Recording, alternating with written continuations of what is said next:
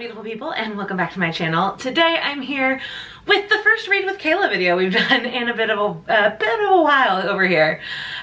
We've been, let's be real, the reason I haven't made these videos is because I have not been reading very much.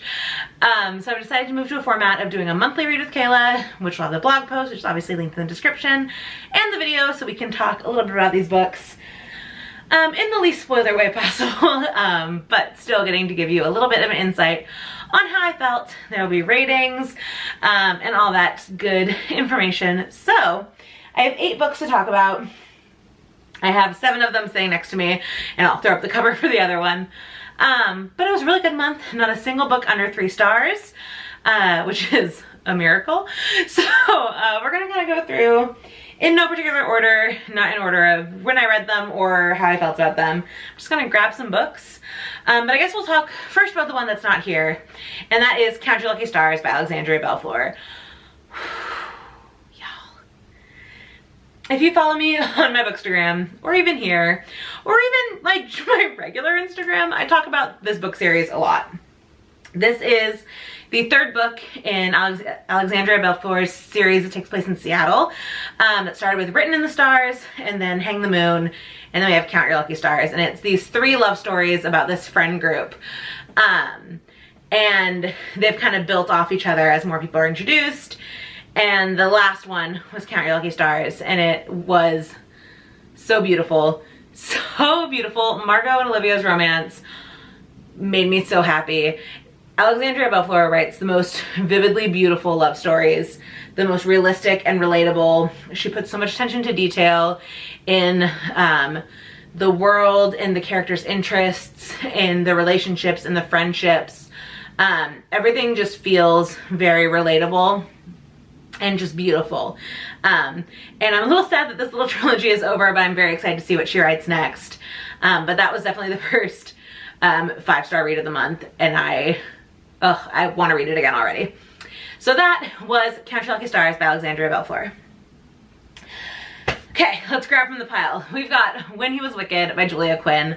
This is the 6th book in the Bridgerton series. It is Francesca's love story, and it is really good. I wasn't expecting to like Francesca's. You don't see a lot of her in the other books. She hasn't obviously been a lot in the TV show yet. So you don't know a ton about Francesca, other than eventually she married a Scottish guy. That's about all you know. And her book was really lovely. So the premise of it is her husband dies fairly suddenly, and his cousin now is the heir to his he's an earl, I believe, so it's his earldom.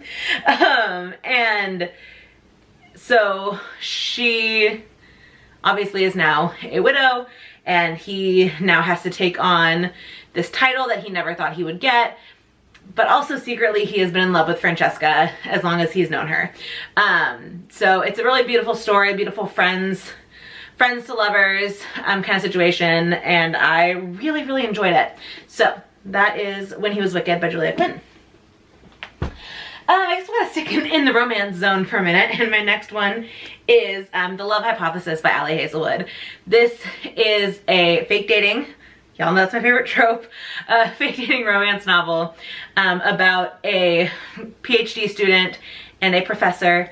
And when she is trying to convince her best friend that it is okay to date her ex, she fakes that she's in a relationship by kissing this professor in the hallway when she sees her friend.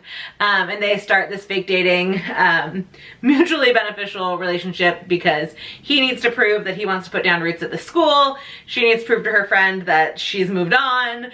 And, you know, as with all romance, there is a happily ever after, but not without a few twists and turns. It also has a lot of interesting commentary on friendships and on academia, and kind of the like darker sides of academia, and competition and sexism and all of that. I really, really enjoyed this book, and I can't wait to see what Ali writes next.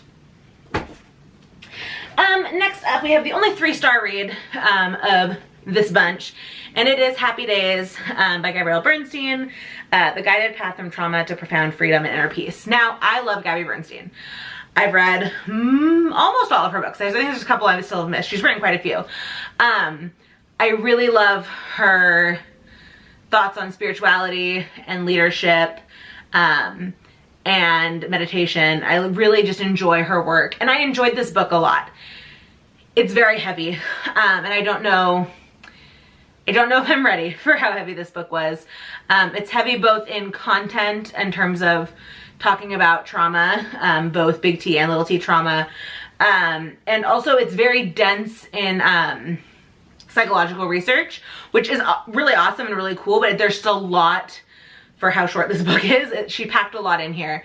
And so it's not my favorite of her books that I've read, but I really am looking forward to going back to it and doing some of the work that she has talked about in this book. But it just was a lot, but not in a bad way, because it's all really good stuff. Or profound stuff, I should say. But it just, whew, it was a lot. I thought usually I can read a Gabby Bernstein book in 1 or 2 sittings. This one took a little bit longer. But again, was still very good, and I'm looking forward to reading it again. Okay. Next up, we've got The Holiday Swap by Maggie Knox. This is my December book of the month. I started it before Christmas. Did not finish it until February. If you take away the fact that this takes place around Christmas, though, it actually is just a very sweet twin switching places romance. Like, the love stories don't really have much to do with Christmas. The setting obviously does have to do. One twin hosts a baking show that is filming a 12 Days of Christmas special. The other runs their family bakery that is getting ready for the big Christmas party in the town, and it's a lot of work.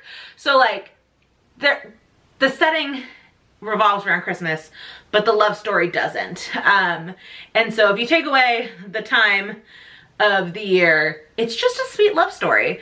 And I really enjoyed it. Okay. We're gonna skip that one for now. We're gonna go to a book I put off for way too long. Y'all are like, Kayla, why haven't you read this? I don't know. But I finally got around to reading These Violent Delights by Chloe Gong.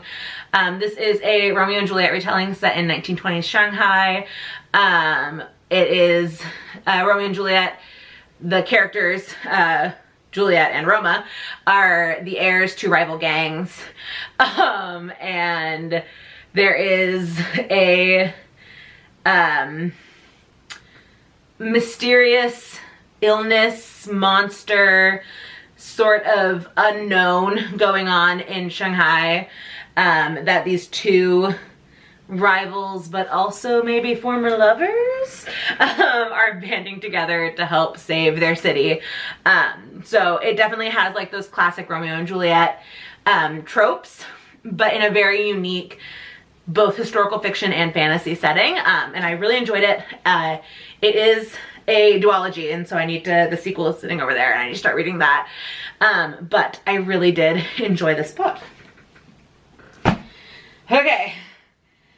I'm gonna save this one for last. I'm gonna go to this one. My next book is The Promise of Lightning by Jenna Weatherwax. This is an indie published book that I just found on TikTok. It showed up on my For You page, and I heard the description, and I was like, yeah, I need that. And it is delightful. Most of you probably have never actually heard of this book, and it's not super easy to find, so I'm gonna go ahead and read you the description on the back, because I love this book so much. Finding your soulmate should be easy, at least when the goddess Aphrodite is involved, but Vanessa Reyes' life seems more Greek tragedy than happily ever after. When a supposed clerical error turns the moment Vanessa has spent all her life waiting for into a nightmare instead of a dream come true, she finds herself in an unprecedented situation. With 2 soulmates instead of 1, Alexander, Vanessa, and Theo are forced to question everything they ever wanted and where they truly belong. After all, can you really be whole with only half your soul? Y'all know I love anything to do with Greek myth, anything to do with the Greek gods. I love urban fantasy with like Greek god influence. I'm a sucker for it. And this is a wonderful romance. It's set in Michigan. in this fictionalized Greek gods have power over humans, Michigan. And it is just a lovely, lovely story of love.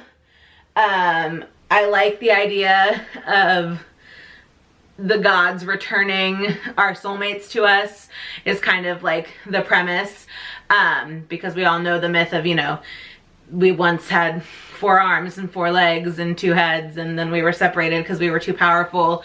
And this is the idea that like now we're allowed to find that other half. But what happens when that goes wrong? And what happens is just delicious romance wonderfulness. So I highly suggest you pick up this book. You can get it on Amazon. It is delightful. All right. And you've been waiting for it. Some of you have already listened to the podcast on it. Some of you have seen me freaking out on TikTok and Instagram. Whew. House of Sky and Breath by Sarah J. Maas. Look at that. It's so thick. She did it again, y'all. I don't know what crack she put in this book, but it was so good. There were so many twists and turns and OMG moments. The ending, oh my God, my mind is still reeling from that.